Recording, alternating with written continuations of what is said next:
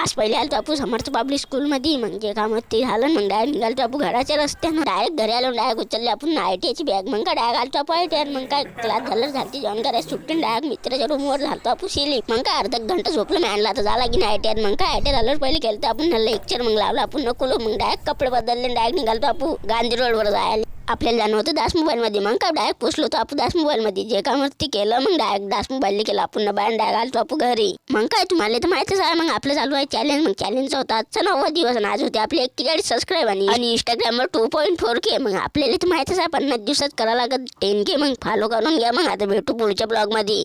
आज उठलो ना मग आपण झोपेतून तर मग डायरेक्ट घेतलं पहिले मंजन ब्रश. मग काय मंजन ब्रश घेतलं डायरेक्ट घासले दात.